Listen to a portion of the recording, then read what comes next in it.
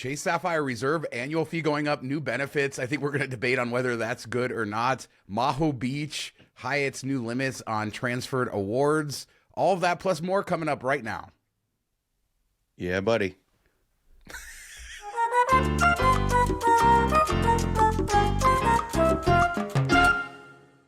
So, Mark, let's start with some news. Hyatt, they blew up the world a couple years ago with making their program better, the ability to transfer awards, and they made everything awards, guest of honor, free night certificates. They sort of made everything an award that you could transfer easily online to other people.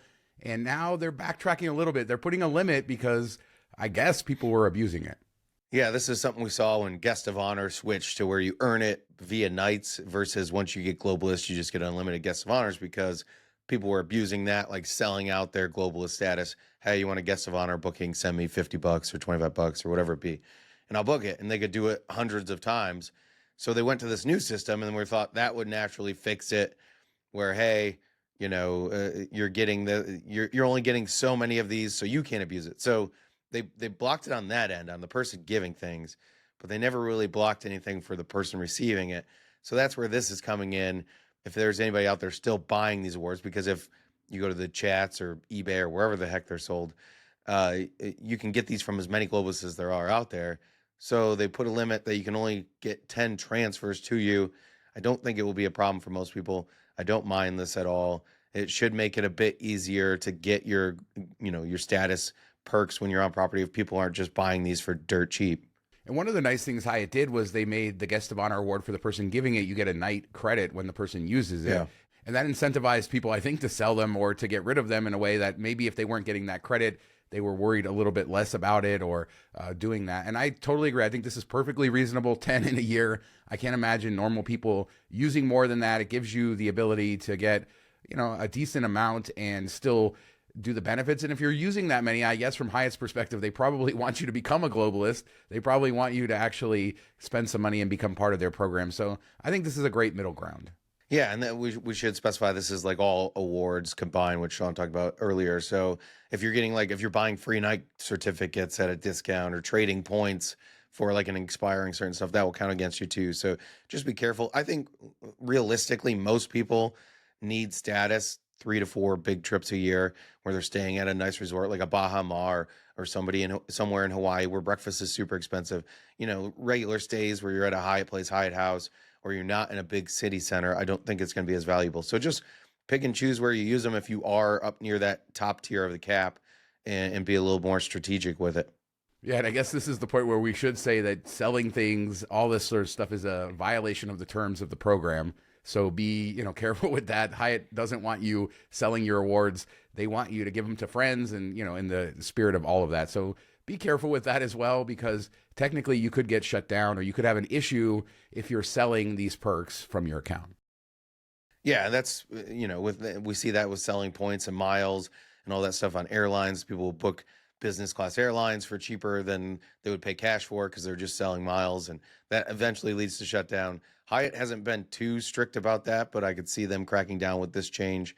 And if you're up there, they might be looking into your account a bit more. If you're getting these from like 10 different people, they're going to know you don't know all of them. So it's going to be something. And then they'll backtrack to check that account and see, oh, that person gifted all these things out to random people.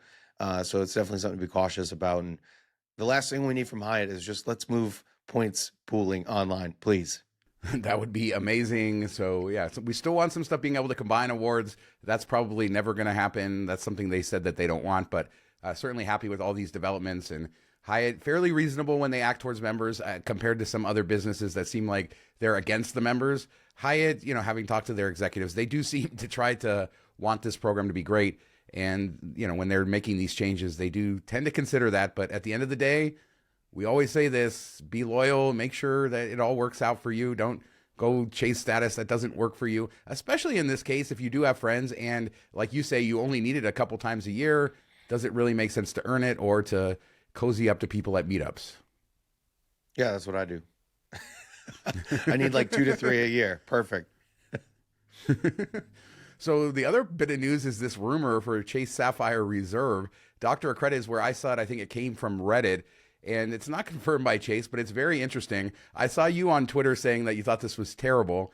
I don't think it's Yeah. quite terrible, but Terrible. let's look at what this is. I think the big sort of news is that the travel credit would be dropped, and so would the 3x on travel, which is very interesting. So it's almost them saying this is not a travel card anymore. This is full on premium. And then they took the coupon book to an extreme. If this is true, you have Edit by Chase, which is like their FHR equivalent, DoorDash, StubHub, a dining credit, Peloton, Lyft. So Apple Music, Apple, are you excited about that? I mean, if you were using all of this stuff, you'd get great value out of it. Yeah, that's what they say for all coupon books if you're using it already.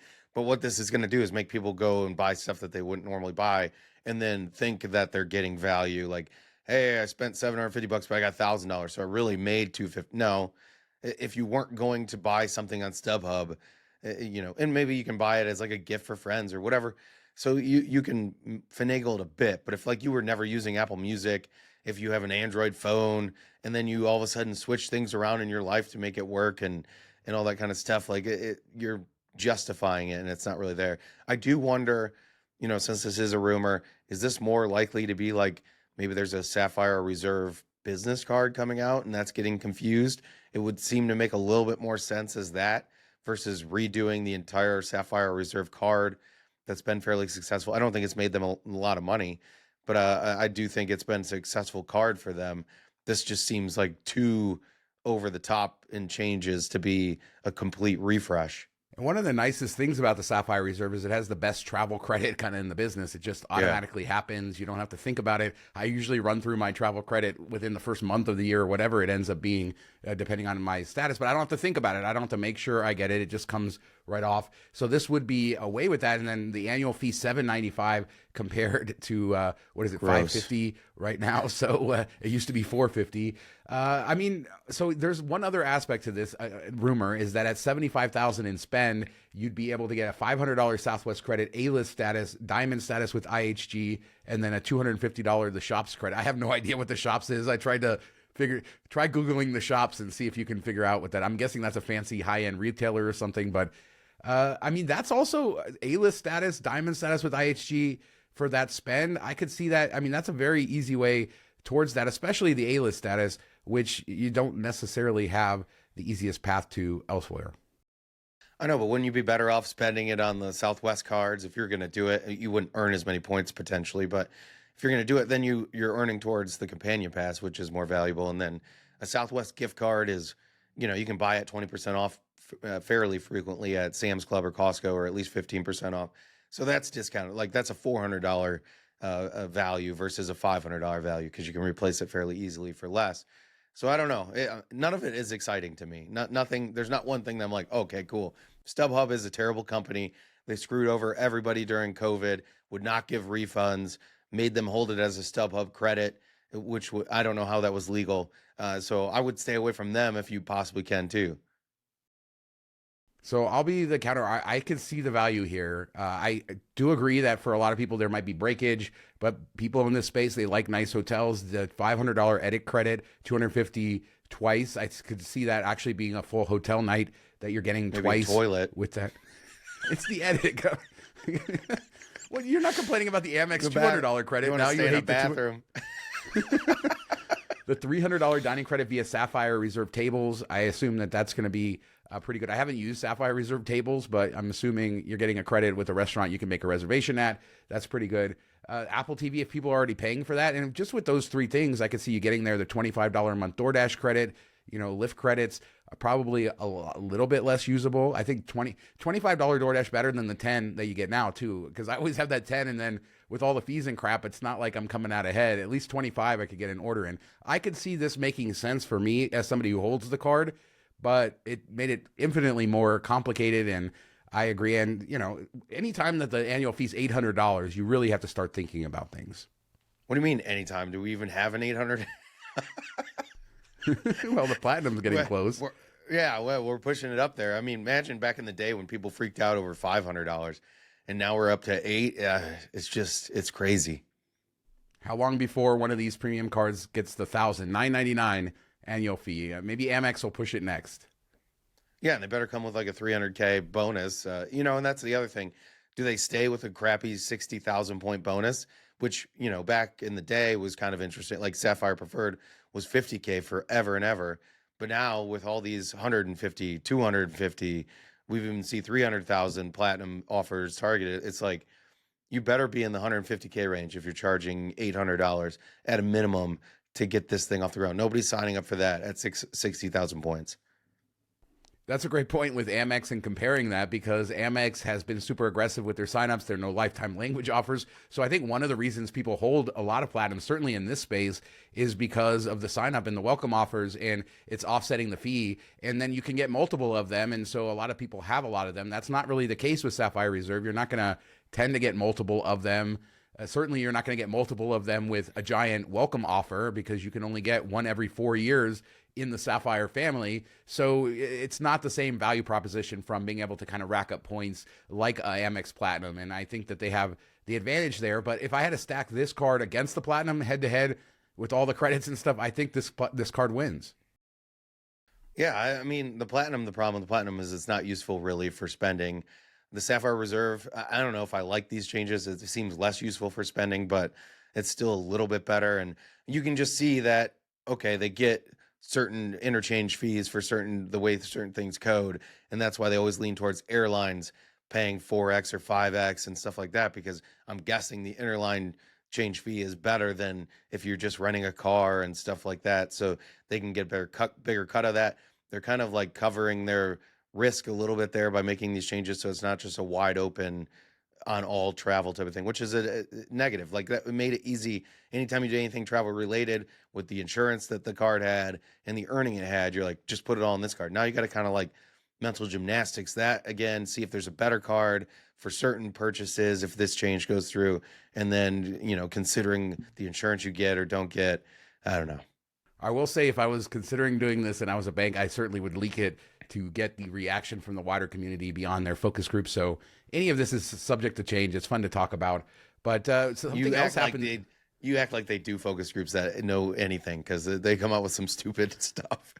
I think they do. It's just a matter of, I will say, who was in that JetBlue premium card focus group, because they were all drunk. It was the worst card I've ever seen in my life. I will say, compared to some of the conversations I had with card executives 10 years ago to now, just I feel like they have upped their game, and there's more executives within these realms that actually know what they're talking about, or know, you know, they might have travel rewards themselves. They might know the ecosystem a little better. They may be not nerdy like us, but I feel like 10 years ago, they had no idea anything. And, you know, when Sapphire Reserve launched, they had that big 100K launch. Remember, it was the biggest thing ever, everybody talking about it. And they lost, like, I don't know, tons of it. They even said like $1 billion or something crazy like that on the launch. And so they've been sort of, for the last few years, tweaking it, figuring out who their customer base is. And then here's the maturation of it. So I don't think Chase is the bank that's going to make a huge mistake cost-wise. I think they do their research, but, you know, I guess the research says coupon books. Yeah, it says more useless crap. Let's go.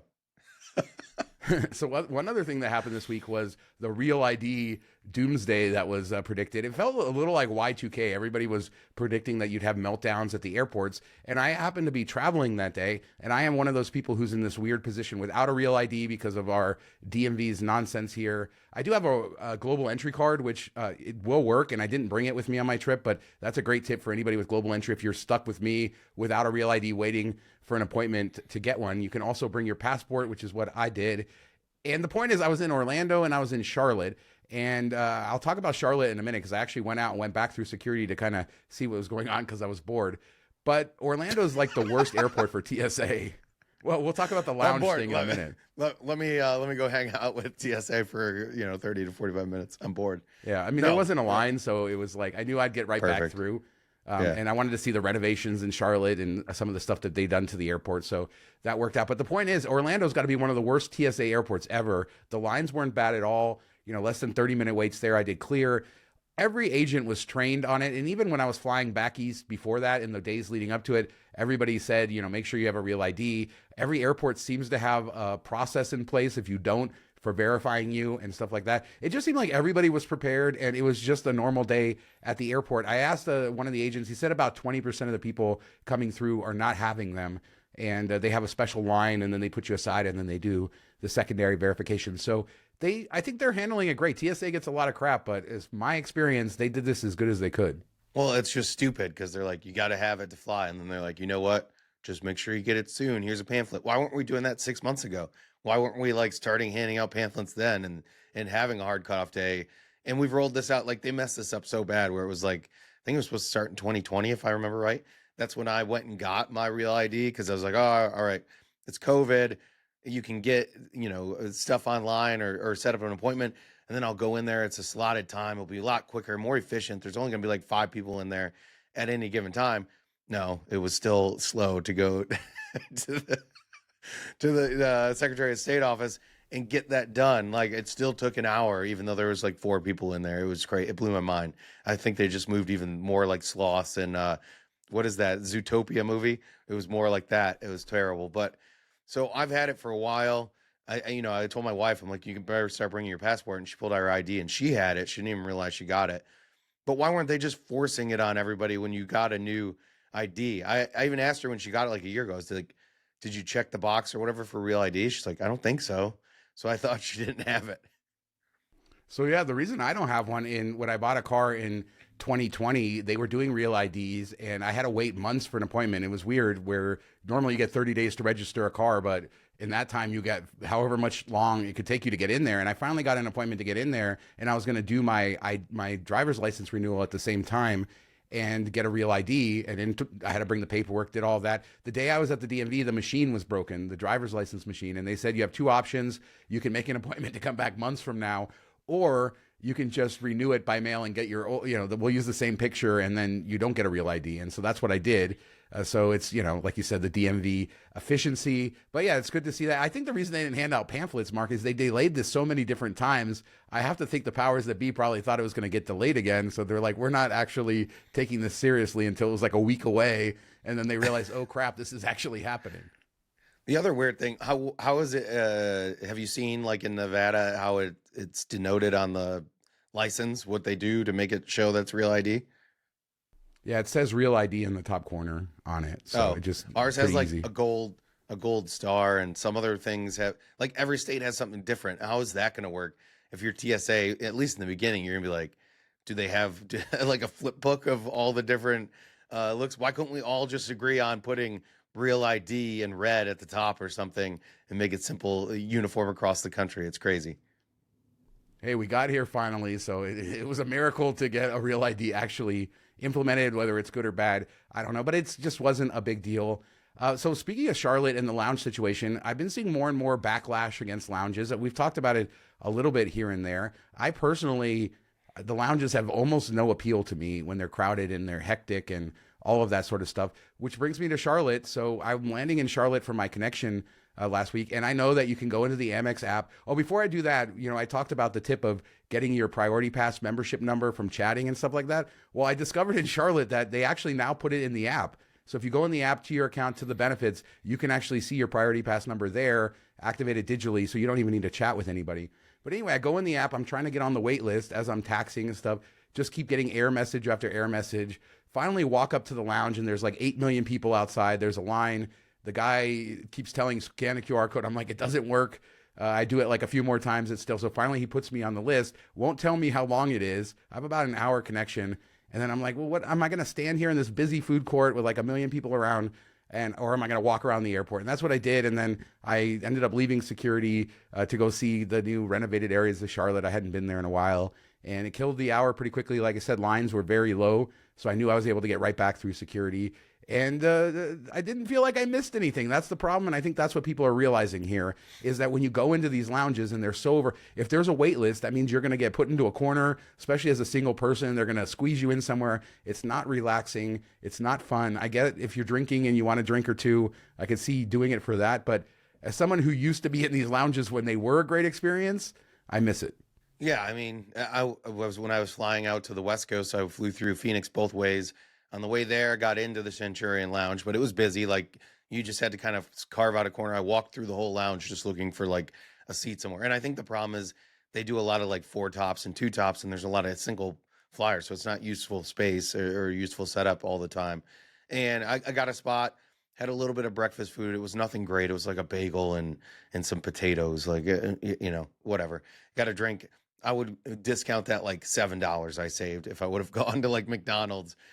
So I don't think the value's there, and I don't think it ever was really there. People would be like, "Well, I'm saving $30 if I go, eat a meal at the airport." Yeah, maybe, but you're getting a much better experience there. You're getting a better table, you're getting better food, a larger, options to pick from and all that. So then on the way back, I had like a 2 hour layover, walked by Centurion, had a little bit of a line. I said, you know what, screw that. Just went to a restaurant somewhere and spent $25, and I was much happier doing that versus going in the lounge. And I think that's why people like the priority pass restaurants when they were on all the cards or most of the cards, because you could still get that type of experience and not pay out of pocket. I have the Venture X Biz, which the old ones still work. There is one of those restaurants in DTW in Detroit, at least in the Evans or Old North Terminal. So I'll still go there and maybe get there a little bit earlier because I know I can get like some chicken wings and a beer and it'll all be covered. But, if it's just like if I'm flying Delta, I don't get there early to go to the Delta lounges. And I don't mind Delta lounges. It's not worth it. It's probably going to be crowded. It's not going to be, there's in Detroit, especially, you can just go find like an empty gate and sit and be nowhere near anyone. Yeah, that's why in Charlotte, when I finally got to my gate, it was in one of the nicer, bigger areas, because there's some areas of Charlotte where the gates are tight, but there was nobody back there. So I was sitting in this very relaxing open area, very few people, a lot less hectic. I agree with you. The restaurants, I wish we'd see more than that. I didn't get a chance to actually order anything, but I did stop in at the Capital One landing in DCA a couple weeks ago when I was flying through there, and it just was so tight on time. I had like 10 minutes before I had to get to my gate, and I didn't want to I kind of regret it because I was in first class. I could have probably gotten on board 20 minutes after boarding, but anyway, I didn't do it. But that's a great concept. I'd rather have that, a restaurant that's included, like the food is Jose Andres, like they have a beautiful bar there. It's a beautiful space to go have a meal and then go back about your way than to be stuck in the lounge. And I haven't in Vegas been going to lounges before flights forever. Now that Capital One's open, I like their cold brew there. So the last time when I flew out last week, I went in there for a total of 3 minutes, got a cold brew coffee and left. So yeah, that's how I'm using the lounges these days. But I'm seeing more and more content around this, and I'm seeing more and more people come to these same conclusions that I've sort of been to in a while. And again, at the end of the day, I don't ever like regret it. When I leave the airport, I'm like, oh man, I should have been in the Centurion lounge for the last hour. And I think alcohol does play a role. Like for people who are drinking and they want the cocktails, I totally see the value in that. I used to partake in that, and I used to enjoy having a good old fashioned in the Centurion lounge. And that is a real value when considering the prices of booze out in the terminal. Yeah, I think that makes a difference. But even so, like if you go into Centurion in Vegas specifically, it's so crowded. You have to like belly up to the bar, stand up there, try to get the drink. It's going to take like 5-10 minutes to get your drink. And then you have to try to find a place to sit down. And then it's not enjoyable having your drink. I'd rather just go sit somewhere else and pay $15 or whatever and be done with it at this point. And that's just the downside of travel miles and points becoming more popular, travel being more popular. These cards all offering it. Like there's so many priority pass cards out there now. I don't even try to go into priority pass lounges anymore because they're just all kind of crappy and they're all overbooked, overfilled. I do think Capital One does it best as far as having that wait list on the app that you can check into as soon as you get to the airport, lets you know you have like 10 or 15 minutes to get over there to get in. And then I think their design and everything, it just never feels, you never feel like super cramped like you do in some of the airline lounges or priority pass lounges, even when it's busy. Yeah, in Vegas, it's a smaller lounge, and that would be my criticism of it. But the way that they built it, at least if you're in a seat, you're not like on top of each other. And then there's windows through the whole lounge overlooking the atrium. So they did a good job on that. I agree. Priority pass, though, I mean, internationally, you can still have some very good lounges, and it does help. I mean, when you're traveling internationally, I do go to the lounges and enjoy them, even if they're like the food's not great, because a lot of times they aren't as busy, and it's certainly better than being in the terminal. But I'm very much over lounge food, like not drinking alcohol. I just, usually get a can of soda. And speaking of Centurion, can we put soda outside of the bar, please? Now that we have Capital One with their soda machine, American, all these lounges, and you make me go to a bartender to get a Diet Coke. And it's just frustrating when, like you said, there's giant lines of people who want real drinks. It doesn't make any sense. And yet they continue to build their lounges like this. It's a little thing, but I've talked to so many people who have the same complaint. Just let me go get my Diet Coke. I don't need to go deal with the bartender. On some case, I guess the bartender gets a tip because I do tip because I have to go to the bartender to get a Diet Coke, which I don't really want to have to tip for a Diet Coke, but I guess it gets the bartenders more tips and stuff like that. Maybe that's the thought, but just throw a Coke Freestyle machine in there like American has in their lounges. Or like cans. I know there's some that just will have like a little cooler with cans in there. If you don't want to put it in a machine or you don't have the space, you can put it in those little coolers that you have everywhere. I did like, at American in the lounge at JFK before I flew out to Singapore. They even had like cans of beer and stuff in there, which I thought was nice. And some of the Priority Pass lounges have things similar, but there's so many that don't. And Centurion's by far the worst, that you have to go up there for everything except for like flavored water. And I'm like, this is stupid. And tea, Mark, and tea. You can get tea as well. Good on them. So this Frontier, we love to talk Frontier, and it's everybody has these views of Frontier that I believe are not true based on dozens and dozens of flights, and then a video goes viral that just reinforces everything that everybody thinks about the airline. And so this was a guy, he was a little bit late for checking into his flight, trying to get these agents who apparently were third-party employees. They weren't employees of Frontier, but they were representing Frontier at the check-in desk.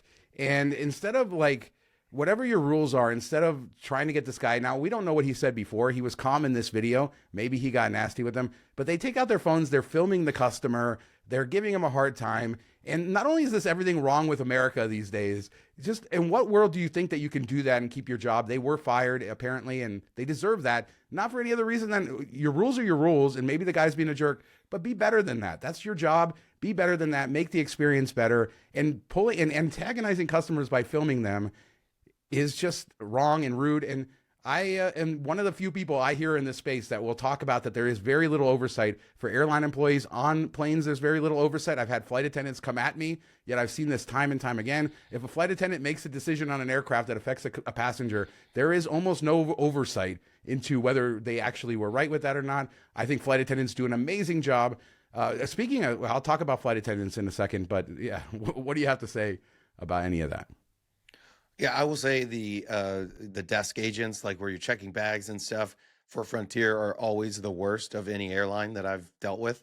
And I've dealt with them quite a few times to buy tickets at the airport. You save the $20 per person, per connection, each way. So I've done it quite a few times, done it with Spirit. Spirit is usually cool. There's still sometimes they'll be kind of complaining about it. But Frontier they always try to find any excuse they can to not sell me a ticket. And I'm like, I timed this perfectly that there's no other people here. They're like, well, it's 40 minutes before departure, so we're closing this down. And I'm like, come on. This is a known benefit of buying at the airport. If you don't want to do it, then tell your bosses that, stop charging $20 per connection here. And then we won't come there. Like, I'd rather not. It's stupid that I have to. So don't get an attitude. And I have it always all typed out, all the info, all the names. I even say, my wife's name is Kirsten, so pay attention to that. It's not Kristen. And every damn time they put Kristen and they're like, does it look okay? And I say, no, you got to change it to Kirsten. And then they go, all right. And bang away at their keyboard, all anger, all fed up. And I'm like, are you serious? I did everything as well as possible. I'm not one of those people that come up and have you check 15 flights trying to figure out the prices before I book something, and Frontier's the worst. So I could totally see why this happened. Nobody's actually supposed to take them up on booking at the airport, Mark. You're the only one in the entire country that does it. So, of course, they're pissed off about it. They don't expect you to actually do it, even though it's an offered benefit. But when I see a video like this, and by the way, there is a manager. She looks like a supervisor on the phone in this video, not saying anything. I think it does speak to a culture of customer service that allows it. You don't just jump to filming a customer and harassing them if you haven't had these sorts of interactions before and gotten away with it. That would be my sort of case. And so let Frontier wake up to the fact that they need to be more on board. I don't deal with check-in agents at Frontier. I'll be more than honest about that. I check in the app. I go right to the gate. I've had decent experiences with gate agents, which many times are the same people that you would see at check-in. But I haven't had a ton of interactions with customer service where something went wrong and I needed help. And I found their flight attendants to be good. But, at the end of the day, you get what you pay for. And this is bad for Frontier. And hopefully it's anytime an airline like that has to overcome their reputation, sometimes it's warranted, sometimes it's not. But when something comes out like this, it's even more damaging for them compared to like an American or something like that, because everybody thinks that Frontier is a trash airline, and it's not. But I mean, treat your customers better. And I hope these people learn a lesson. Treat people better. Like, I hope that this doesn't ruin them, that this doesn't have any bad effect on their life, that the next job they're able to go to, that they can understand that even if you have rules, even if you have things to enforce, and you have to do that, be a little kinder, and the world will be a better place. Yeah, just a contrast to this, I think we talked about this on the podcast where we were flying on Spirit and there was like an accident or a death on the highway. So it got shut down and we left to get there in plenty of time. I was going to print it at the kiosk and we got stuck and we got there like 20, 25 minutes before the flight was supposed to depart. And the kiosk stopped working at that point. And I'm just sitting there trying to do the app. And finally I was like, I don't know if they'll even do it at the desk, but just go up there and see. And they printed it. They didn't charge her. She explained what was going on. We got all the tickets, and luckily, like, the flight was a little bit delayed, so we walked up. They were still boarding, or they had just started boarding. So we were like a little bit after when I finally gave up with the app. We were like a little bit after when the flight was supposed to start boarding, and she still did it. So there's the difference between the two companies, and it's felt that way both times. I've dealt with both companies quite a bit in the front, the check-in at the airport, and Spirit is leaps and bounds better, and they usually get the history of being the worst airline as far as customer service. So it can be turned around. It's possible. So the quick thing on the flight attendants with AA, I ended up flying east in first class on AA and then back, and both times with a connection. So 2 flights either way. And I was so impressed flying East Coast, flying from Las Vegas to the East Coast with the 2 flight attendants I had in first class. Pre-departure beverages, again, this is American Airlines unless I said it, pre-departure beverages, really great service, friendly, on top of everything. And then on the flip side, a week later, I fly American Airlines, 2 flights back. Neither flight attendant was interested at all in serving anybody. Like, one waited an hour and a half into the thing, and she claimed it was because the captain made him sit down. But like, we had a little bit of turbulence for about 5 seconds, and then it was an hour of them sitting down. So that was a little weird, but no pre-departure beverages on either flight. And it's so inconsistent. You're like, how could it be so good last week and so, I don't know, rough? And this is, again, there's nobody on board these aircraft that's telling the flight attendants, other than the purser, the person who's in charge of them, what to do. So, and that's the person serving first class. So if they're lazy, they don't want to do it, they just say, no pre-departure beverages for you today, because I don't feel like it. Yeah, I had a great experience with them coming back from California. And on the way there, I was in Comfort Plus, which I still don't get or whatever they call it. I always say Comfort Plus because I'm used to Delta, but I never get that. Like, they're like, oh, unlimited drinks, all that stuff. They only come around once unless you're pushing your call button. Like, they never come back they will in first, but in that premium economy area, they never come back for a second round, even on like a 4 or 5 hour flight. And I'm like, what is this? What is the feature here? If you're saying unlimited drinks, I don't want to have to bother you with a call. You can't come back to those 4 or 5 rows a second time, like an hour and a half later, and be like, would anybody like anything else? Like, how hard is it? Well, on my second flight, the one out of Charlotte, it was a little bit delayed because the plane had come in from the Caribbean somewhere and they had to do the security clearance or whatever. So we get on board, and the first thing she tells us all is that she's not going to do pre-departure beverages because we want to get out of here on time. And then we sit there for the next 35 minutes while they board this flight, 35 minutes worth of people boarding, and she just sits there and talks the whole time. And then I was just like, well, how can you not serve, 20 beverages or whatever it is in 30 minutes? And then I saw how fast she was serving the thing during the flight. And literally, like, when she finally got up and she started serving beverages, it was 30 minutes for her to just bring us drinks without people in the aisle. So maybe she was actually right. She's just not capable of doing 20 drinks in 30 minutes of boarding. Yeah, that's why I do like the flights where they just have like some drinks made up. Like, if you're going to Hawaii, it might be a Mai Tai or something like that. And if you're going to Singapore, it might be a Singapore Slinger. I like when they have those and they just walk around. Would you like one of these? Would you like one of these?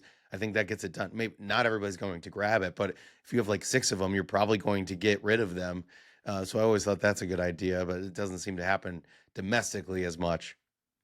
Yeah, just make it consistent. You're right. Even on AA, I've had them bring water and like orange juice or something in the morning, like a tray, so that they're not having to take everybody's order. Every time it's different. It doesn't make any sense to me. But shout out to those amazing. I mean, when I'm saying how good the flight attendants were out there, just top level. AA flight attendants doing the best job that they could, and then the complete opposite a week later.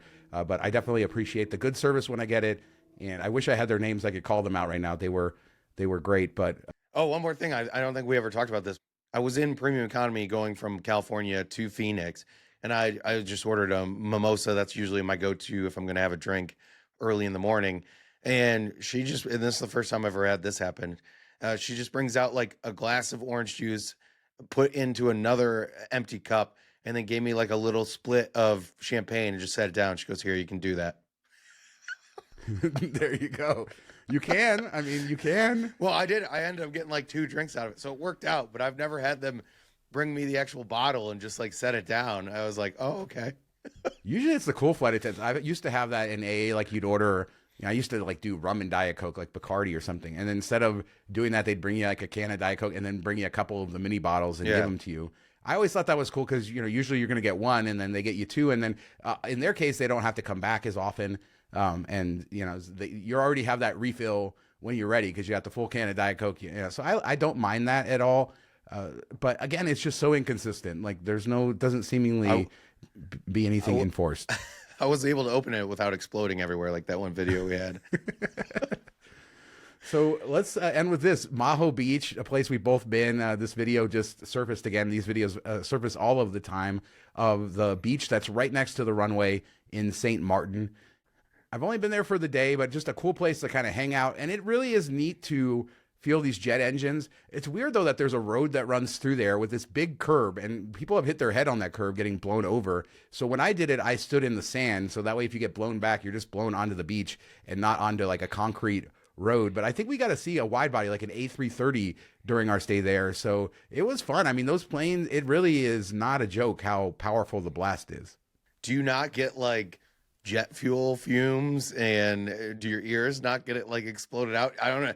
It just seems like it's not the smartest thing. And these people were like getting tumbled into the water, all their crap going everywhere. I'm like, I don't know. Are we just kind of dumb right now? No, it's not as bad as it looks, or at least my experience. Now, again, the people standing on the fence, I think, are dumb because you can get blown back. There literally is a concrete curb right there that sticks out from the street that if you hit, somebody has hit their head. I believe somebody actually died from that, but if not, it was a serious injury. But if you just go beyond the road and you're just on the sand, you're a little bit further away. The noise, probably not good for your ears, but it's not like I was standing there all day. The really cool thing about that beach, though, is actually just going in the water and watching the planes fly over your head as they land. They're so close to you, and you're not getting, it's noisy out there, but you're not getting the blast or anything like that. And it's a beautiful beach as well. Great bars around there. I think there's even a casino just down the street. There is one. So probably more than one, but yeah, it's a neat place. And, it's one of those things on social media these days that there's places that we see all of the time. That's one of the places people should go. Like it's unique in the world. Yeah, definitely. I mean, there's a couple other places that you'll see the videos pop up where a plane lands really close over you, but that's one of the most known ones. And the only one I can think of that's like on a beach. There probably is others, but yeah, it's a cool experience. If you're big into planes and nerdy about all that stuff, you definitely want to check it out at some point. And then there's other beaches on the other side of the island for people who, don't like to wear clothes and stuff like that. St. Martin is such an interesting. I thought you meant like that don't want to be interrupted by an airplane every 10 minutes. No, the nudie beach. We did a tour off of a cruise ship, and there's a nude beach there. I remember the capital of the French side was like really beautiful and had like bakeries and all that. Did Maho Beach. Did some other stuff. There's a lot to do there, and then it's half and half Dutch and French, so it's like a very cool sort of mixture of an island. I don't know. It's one of the more unique islands in the Caribbean, and enjoyed that. But you could do all of that in one day. I did that all in one tour. So you went from seeing naked old people to the planes flying over your head, all in one day. Always old people at the nude beaches, like always. Yeah. The old Europeans, they love St. Martin and Maho Beach. But yeah, interesting stuff today. I'd love to hear what people have to say about the lounge experience. I know people are grumbling, but are you actually skipping them like I have many times lately? Is the novelty still there? Do you enjoy them? You don't have to not enjoy them because we don't. And I'm sure there's tons of people still who love the novelty. And some of us who have been around too long, like maybe, it's just not special. And maybe we've lost that luster, and maybe we should be more appreciative of the people who enjoy this stuff. But yeah, let us know that. The pre-chat. The real ID, were you flying those days? AA first class. I want to know, do everybody else have inconsistent experiences. And yeah, Sapphire Reserve, Mark. I'm still torn on this. It's not a home run here, but I can definitely see the path towards value. It's a maybe sacrifice fly. A pop out. So yeah, let us know about all those topics down in the comments. We do this show every Monday, our podcast talking all about miles, points, travel, the lifestyle of travel, what we're doing, all the fun stuff along the way. MTM Vegas on our other channel if you're interested in Vegas news, fun, quirky stuff happening there. Thanks so much for watching and listening. Talk to you next time. Have a good week, everybody.